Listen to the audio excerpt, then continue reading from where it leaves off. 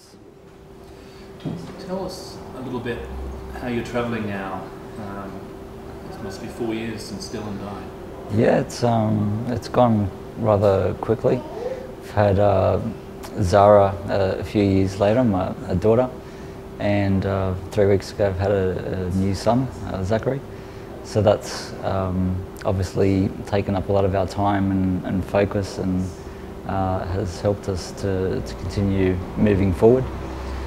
So tell me, are you enjoying having very active children?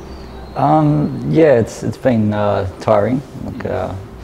Obviously a bit of sleep deprivation in recent weeks with the newborn, but yeah, obviously just having that connection now with the new family helps, I guess, relieve some of those, I guess, more of the unhappiness, the depressing feeling I guess you get from losing a child or losing anyone. So just tell me briefly about that unhappiness and depressed feeling that came with losing your son Dylan. I guess it's like anyone that loses someone close. Dylan was pretty much the first family member that we lost, young or old, so it was a big challenge to I guess find a way to be able to manage, day-to-day life, and yeah, I guess it's just not having him around. It's often hard to put into words, but it's just a very empty feeling and not knowing kind of what the future holds. How old was he when you lost him? He was 3 months and 3 weeks old. Yeah, when he pretty much became sick and ended up dying. Yeah. Can you describe what were the key symptoms that he developed? It was rather out of the blue. That was kind of the big difference. He was quite well throughout the time that he was here. I think he settled down after maybe 4 weeks of him being born and got into a good routine. And it was basically at a point where we used to get up to check on him because he was so quiet in his normal time. He was just a very, very good sleeper. And on the night that he did become sick, he had his usual bottle about 8 p.m. He went to sleep about 8:30, which was routine again, so there was nothing abnormal at that time. He was interacting with us, and then about maybe 11:30 we started hearing him moaning slightly. And so we have quite a small house, and he's in the next room, so it was quite easy to hear things. It didn't need to be in or to be quite vocal, and because he in the last 2 months never made a peep, we obviously just got up and tried to see if he was okay. And my wife at the time felt his forehead and noticed he had what seemed to be a temperature.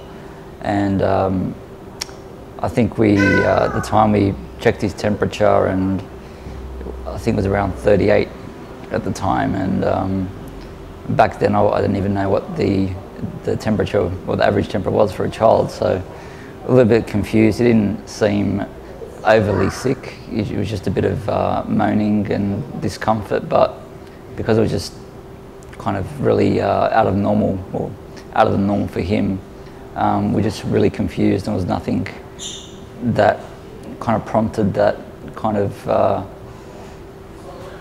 I guess, that reaction from him. There was no sickness leading up to it, or runny nose or anything like that. He wasn't off his food. Stop there. Do you want to move over to there now? Yep. Yeah, go ahead. So Ian, if you had just 10 seconds with some parents, what would be the things you'd tell them to look out for meningococcal disease?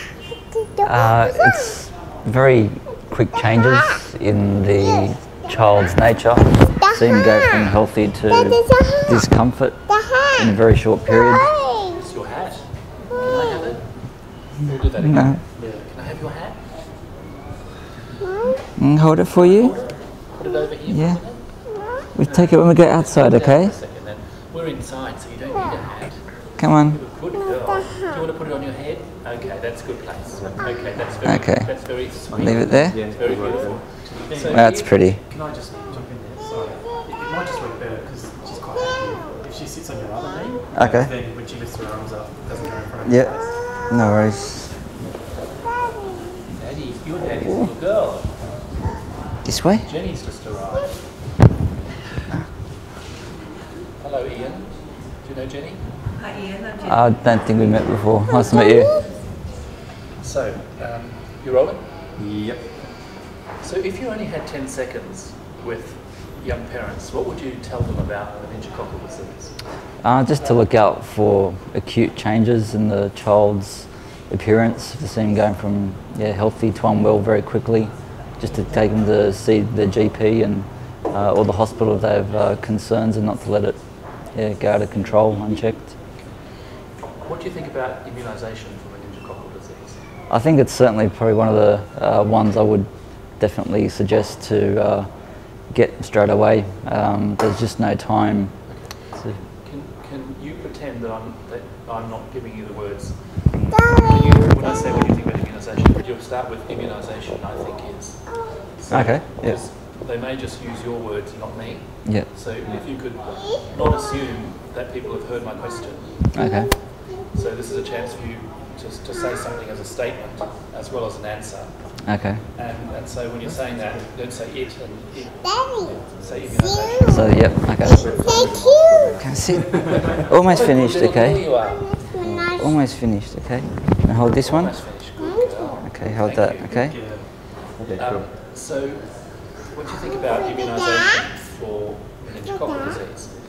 Immunisation is very important, particularly due to the quick nature of this disease. There's very little chance to get treatment, and it's quite imperative to get immunisation as protection to avoid the chances of your children getting contracting this disease.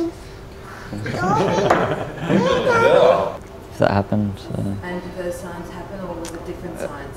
Yeah, it was more like a pinprick, like a dot kind of side of the neck that we saw that made us go back to another doctor. So at the So time. I think the idea about the prevention, when you pick up on that note, of, it's better to immunise for prevention.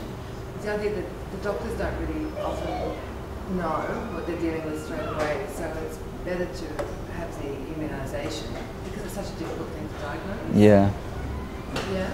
Okay.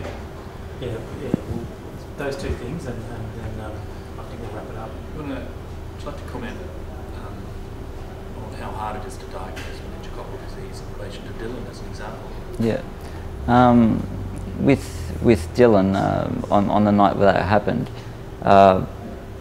basically from the sign of checking his first temperature, when we found out it was about 38, to him passing away, including going to 2 hospitals, was about 17 hours, to give you some idea of how quick. And it was probably the first 7 hours, the first 4 hours were at the first hospital, and they sent us home. They couldn't pick up any significant signs, and they asked us to monitor him at home for deterioration or a rash and bring him back. We weren't aware of the seriousness of those signs, and we ended up seeing a little pinprick on the side of his neck 4 hours after he was released from hospital. That was about 10 a.m. in the morning. We immediately took him to a GP. As soon as I picked him out of bed, he had the high-pitched cry, which sounded like he was quite in severe pain, which only came up as soon as I picked him up. The GP recognised him straight away as septic and phoned the hospital, and by the time we got to the second hospital, which was 10 minutes away, they were ready for him. He was then moved to a much larger hospital, and in that small time he already had a cardiac arrest. They had to try and revive him. This is probably 12 hours after his fever, and 3 hours later he passed away in emergency at the Children's Hospital. So it's very quick, and not much time to react or second chance. So what's the best lesson? Prevention, certainly. If you can prevent it through immunisation, and even then just always keeping vigilant and going straight to your GP, and just keep asking questions if you're unhappy or uncertain. Yep. Yep. Really, really powerful. Very Really good. powerful. I hope it helps.